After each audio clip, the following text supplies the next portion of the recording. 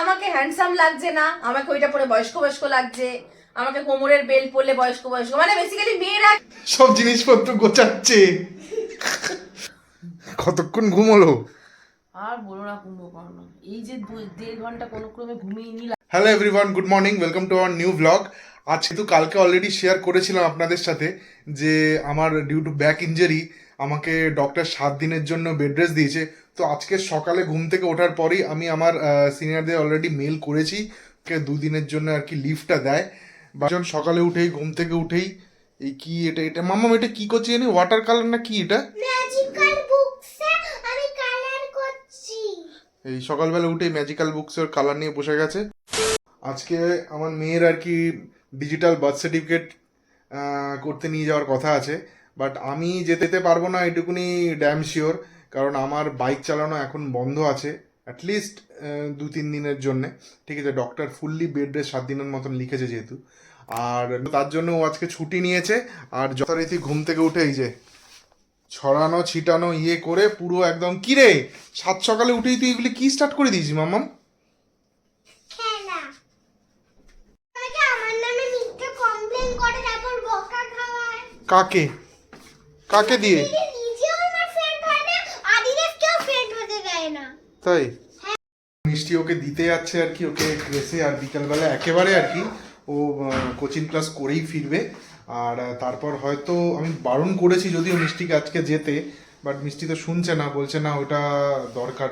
এটা ঠিকই, মিষ্টি কথাটা সত্যি খুব দরকার ওই দিন ব্যাপারটা। সেই আধার কার্ডের ব্যাপারটা মাথায় রেখে মিষ্টি বলছে যে ওকে ফেরার সময় ও আর কি ডাইরেক্ট ওখানে যাবে আর কি, ওখানে গিয়ে ওটা ওটা মনে হয় মিউনিসিপ্যালিটিতে না কর্পোরেশন, মানে ওই মানে আনোয়াসার ওখানে একটা অফিস রয়েছে, তো যেখান দিয়ে বার্থ সার্টিফিকেট আর কি আনা হয়েছিল গুনগুনের। তো সেখানে যাবে, সেখানে গিয়ে ডিজিটাল বার্থ সার্টিফিকেটটা বানিয়ে নিয়ে আসবে, কারণ এখন যদি না বানানো হয় তো পরে খুব অসুবিধা হয়ে যাবে, কারণ ওইটা বানানো হলে তবেই আমাদের মেয়ের আর কি এটা হবে, কি জানি বলে আধার কার্ডটা হবে। তো সেটার জন্য মিষ্টি এখন যাচ্ছে। কি একটা জিনিস দেখবে, কি জিনিস? দেখাচ্ছি। পড়ে যাবে কিন্তু, লাগবে কিন্তু তোর, বারবার বলছি কিন্তু মাম্মাম, দুষ্টামি বেড়ে যাচ্ছে কিন্তু তোর।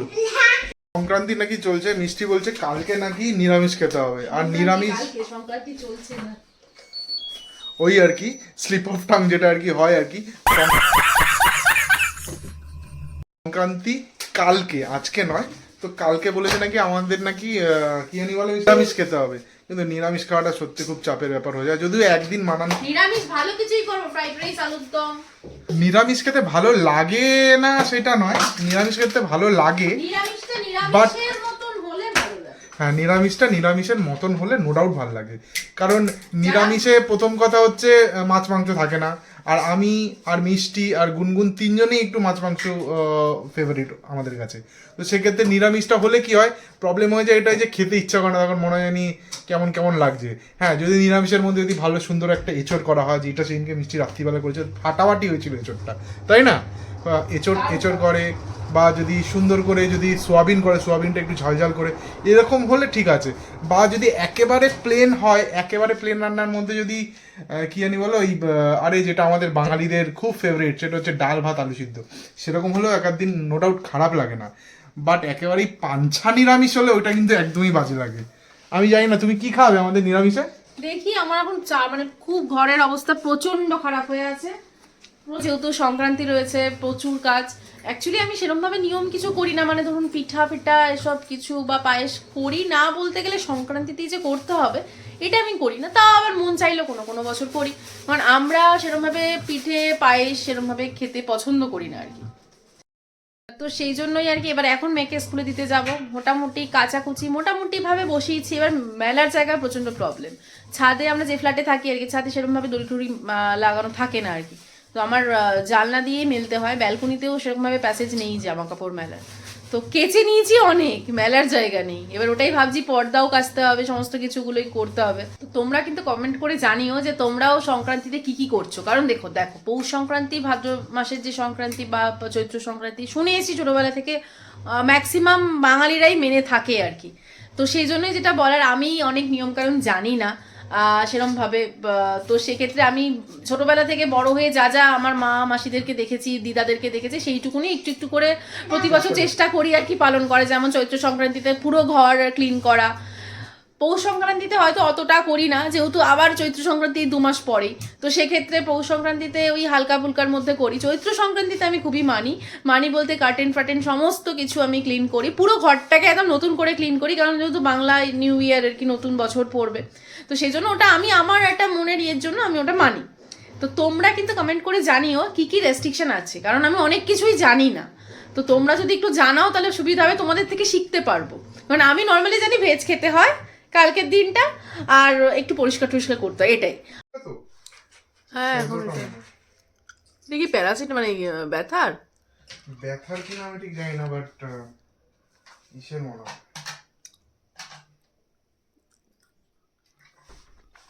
ব্যথার ঠিক নয়। হ্যাঁ, বাইকটাও সারাতে হবে।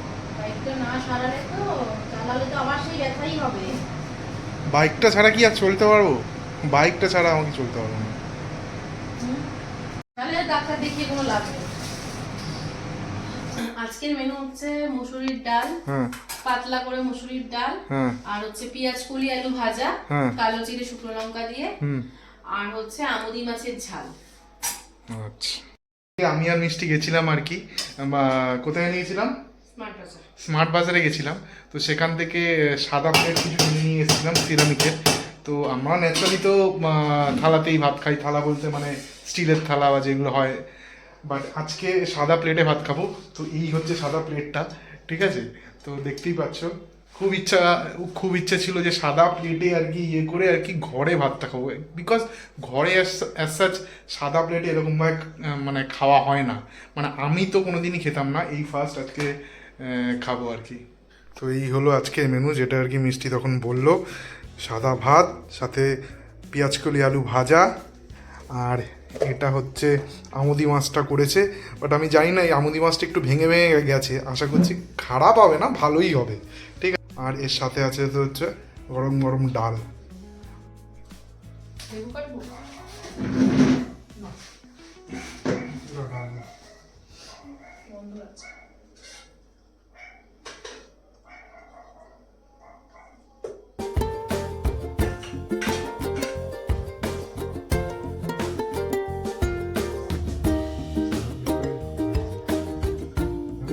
তুমি বলছিলে একটা ভাত খাওয়া যাবে না, সেটা না। ভাত খাওয়াই তো যাচ্ছে, একটু ছোট প্লেটটা।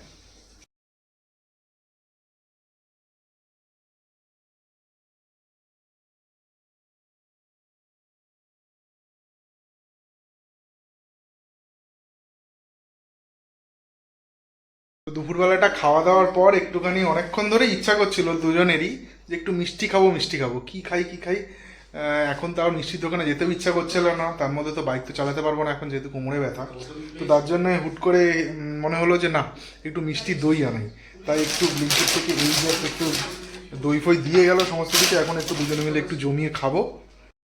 ছুটির দিন, যেহেতু ছুটি অলরেডি নিয়ে নিয়েছিলাম, তো আজকের দিনটা যে এরকম কাটবে আমি ভাবতে পারিনি, কারণ সারাক্ষণ শুয়ে বসেই কাটছে আমার। সারাটাক্ষণ আইদার শুয়ে আছি, নয় বসে আছি, নয় সোফায় বসে আছি, এই করে করেই কাটছে। হ্যালো কুম্ভকর্ণ, কতক্ষণ ঘুম হলো? আর বলো না কুম্ভকর্ণ, এই যে 1.5 ঘন্টা কোনো ক্রমে ঘুমিয়ে নিলাম, হ্যাঁ, এর রেস্টটা আমার থাকবে একদম সেই রাত 3টে 3:30 অবধি, তারপরে গিয়ে আবার ঘুমটা হবে। তুমি তো নিশাচর হয়ে গেছো। একদম ঘুমের খুব ডিস্টার্ব হচ্ছে। আমার মতন কি তোমরা কেউ এরকম আছো যাদের রাত্রে ঘুম হয় না? কেউ নেই, মানে একদম বসে থাকো, আমি পুরো স্টিল বসে থাকি। মানে কালকে তোমাদের পার্টিটা সম্বন্ধে একটু বলো, ওটা কেমন কি হলো, ওটা তো জানালেই না। কালকের পার্টিটা কি হলো? খুব ভালো মজা হয়েছে, বেশ মানে আরো মজা হতে গিয়েই তো কজা হয়ে গেছে। কেন? এখানে ওখানে গিয়ে ভূতের গল্পটা শুরু হয়েছে, হ্যাঁ, ব্যাস আমার ঘুম পুরো এমনিই হচ্ছিল না কদিন ধরে, আর ওই সব শুনে শুনে ব্যাস কালকে আমি এসে মজা করেছি, দেখলাম এটা সবাই ঘুমিয়ে, তোমরা সবাই ঘুমিয়েই পড়েছিলে, হ্যাঁ, তুমি আর গুনু। আমি কোনো ক্রমে দরজাটা খুলেছি, লাফাতে লাফাতে সেই বড় বড় পায়ের ডিস্টেন্স ফেলে লাফাতে লাফাতে সেই যে বিছানায় উঠেছি, হ্যাঁ, এই নামলাম, মানে সেই সকালেই নামলাম আর কি। অনেকক্ষণ ধরে বসে শুয়েছিলাম, আর ভাল লাগছিল না। তো দুজনে মিলে এই মাত্র প্ল্যান করলাম যে একটু বাইরে বেরিয়ে আসি, একটু হেঁটে আসি, কারণ বাইক তো নেওয়া যাবে না, কারণ বাইক নিয়ে গুনুকে আনাও যাবে না, তো সেই জন্য এখন একটু হেঁটে দুজনে মিলে একটু যাই গুনুর স্কুলে, গুনুকে নিয়ে আসি। আমি দেখছি অনেকক্ষণ ধরে বলে যাচ্ছে চলো চলো চলো, কিন্তু দেখছি কিছুতেই বেরোচ্ছে না। ওই একটা ঘরের মধ্যে পাটা একবার দিচ্ছে, একবার বের করে দিচ্ছে, বের করে, মানে বাতিকগ্রস্ত একদম, বিভৎস বাতিক। গুনুর এটা নিয়েছো তো মাঙ্কি টুপি? ঠিক আছে।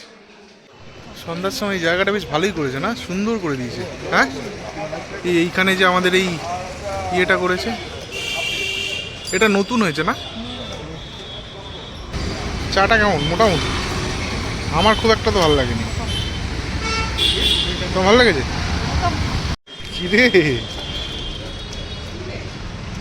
কে দিয়েছে এগুলি তোকে? ওই পাপড়ি চাট করে আমাদেরকে খাবে না, আমাকে খাওয়াই। তুই তো দেরিতে এসেছিস। সারা রাস্তা বক বক আর বক বক করতে করতে করতে করতে বল কিছু। কিরে, তোর আগে এসে কোনো কাজ নেই? কিরে দেখছিস কেন? আমাকে দেখার মতন কি আছে এমন?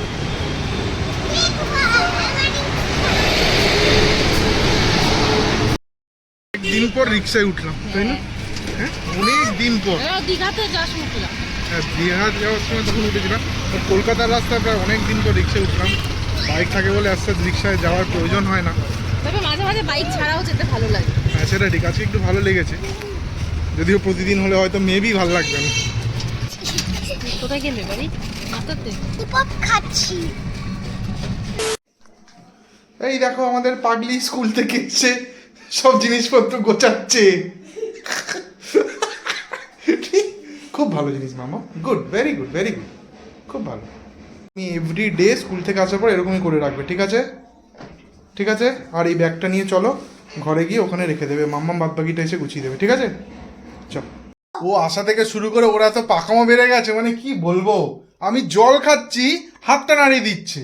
নাটক দিয়ে এক্ষুনি। বাম্পা করেছে, আমাকেও বাম্পা করেছিল, বিশ্বাস করা। মিথ্যা কথা বলবি না মাম্মা, তুমি ফার্স্ট আমি তোকে করিনি কিন্তু। ফার্স্ট আজকে যাওয়ারটা আমি আর মিষ্টি হেঁটে পুরোটাই গেছিলাম, যেটা বলেছিলাম আর কি, হেঁটেই যাব।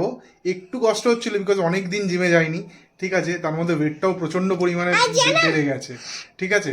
আর দ্বিতীয় কথা হচ্ছে ফেরার সময় কিছুটা হাঁটার পর মনে হচ্ছে না এবার একটু রিক্সায় উঠে যাই, তাই এবার তিনজনে মিলে রিক্সায় উঠে গেলাম। রিক্সায় উঠে ডাইরেক্ট বাড়ির গেটে নামলাম। আর ও ওখান থেকে বেরোলো একটুখানি, ও বললো যে ভুলে গেছিল এক ডিম আনতে, তো আবার কাকুর দোকানে গেলো ডিমটা আনতে, তারপরে কিছুক্ষণের মধ্যে চলে আসবে আর কি। বাম্পাই ফার্স্টে করেছে, বিশ্বাস করো।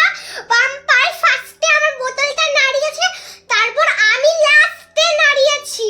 এই ইস, জিপটা কি করেছে, ঠিক হয়েছে, এটাকে ডাক্তার। ঠিক হয়েছে। এই ডাক্তারবাবুকে যে দেখাচ্ছি আমি, আজকে থেকে নয় 2022 থেকে, নো ডাউট ধন্বন্তরী ডাক্তার।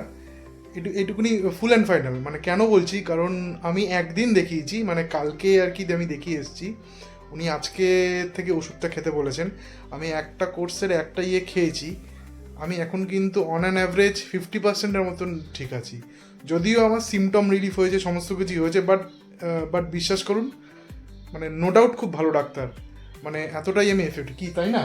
হ্যাঁ, 2020-তে ওকে যেমন ঘুরিয়ে দিত, মানে শুয়ে পড়লে ঘুরিয়ে দিতে হতো, উঠিয়ে দাঁড় করাতে হতো, এরকম সিচুয়েশন ছিল। এবং বিগত 3-4 মাস ধরে ওনার নাম খুঁজেছি, আমরা পাইনি। তারপরে ওরই কোম্পানির একজন স্যারের দ্বারা আমরা ওনাকে স্যার নাম লিখিয়ে দেন, তো সেই ক্ষেত্রে ওনাকে ফার্স্ট দেখানো। তো উনি উইদিন 10 to 15 ডেজের মধ্যে এমআরআই দিল। এমআরআইতে যেটা হল, মানে দেখা গেল এমনি এমআরআই এর আগেও যে মেডিসিন দিয়েছে তাতে অনেকটা ফিট ছিল, তারপরে এমআরআই দেওয়ার পর রিপোর্ট যা আসে তাতে প্রপার ট্রিটমেন্ট হয়, দেন 15 to 20 ডেজের মধ্যে ও পুরো একদম উঠে ঠিকঠাক ছিল। এতটাই ভালো ডাক্তার। ইভেন হ্যাঁ, ওরও যেটা দোষ আছে, ও ঠিকঠাক ভাবে উনি যে ব্যায়ামগুলো দেখায় এটা আমার সেটা দোষ। করে না। হ্যাঁ, এটা একদম ঠিক কথা যে আমি ব্যায়ামটা কম করেছিলাম, মানে করেইনি, করেছিল না, করেইনি, মানে ডক্টর যে ব্যায়ামটা দিয়েছিল সেইটা আর কি কম করেছিলাম। একদিনও করেনি, একদিনও করিনি না, করেছি, একদিনও না। ফালতু কথা বলুন না, করেছি, নো ডাউট করেছি। বাট মেনলি কি হচ্ছে বলুন তো, ওই ব্যায়ামটা করার পর কয়েকদিন যখন 10-15 দিন পর বা 20-25 দিনের পর ঠিক হয়ে যাচ্ছি, তারপর আর ঠিক আছে, চলো আর ব্যায়ামটা করি না। এইটা আমার ম্যাক্সিমাম করলে 2 দিন, এর বেশি না।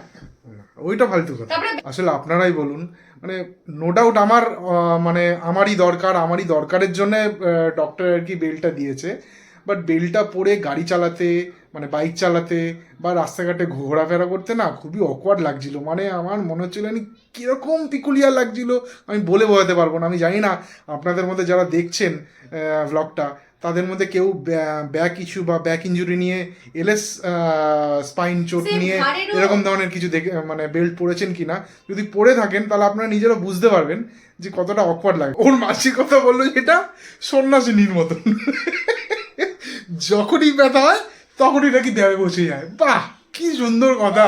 মানে ওর বক্তব্য হচ্ছে আমাকে হ্যান্ডসাম লাগছে না, আমাকে ওইটা পরে বয়স্ক বয়স্ক লাগছে, আমাকে কোমরের বেল্ট পরলে বয়স্ক বয়স্ক, মানে বেসিক্যালি মেয়েরা একটু দেখছে না। না এটাই মোটেও হচ্ছে না মিষ্টি, এইটা main ফালতু, problem। এইটা ফালতু কথা। এটা আছে মেয়েরা, তাহলে মেয়েদের কাছে এটা কি যে বয়স্ক বয়স্ক লাগছে, মানে ওইসব পরে ওর মনে হচ্ছে এটা। না মেয়েদের ব্যাপারটা নয়, মেয়ে আর বলবেন না, এই শোয়ার আগে এক্ষুনি ভ্যাঁ করে দিয়েছিল। একটু মারু খেয়েছে, একটুখানি মারু খেয়েছে, তাই তো? তো যাই হোক, অ্যাজ ইউজুয়াল যদি আমাদের এই ভিডিওটা আপনাদের ভালো লেগে থাকে তাহলে অবশ্যই লাইক আর শেয়ার করবেন। একটু মুখটা দেখিয়ে দাও ওর মারু অবস্থায়। ডেফিনেটলি। আর অবশ্যই কমেন্ট করে জানাবেন যে ভিডিওটা কেমন লাগলো। লেগেছে অবশ্যই ডেফিনেটলি জানাবেন। আপনারা হয়তো অনেকেই দেখছেন, বাট কাইন্ডলি একটু ভিডিওটা একটু বলবেন একদম। যে কেমন লাগলো ভিডিও। Good night.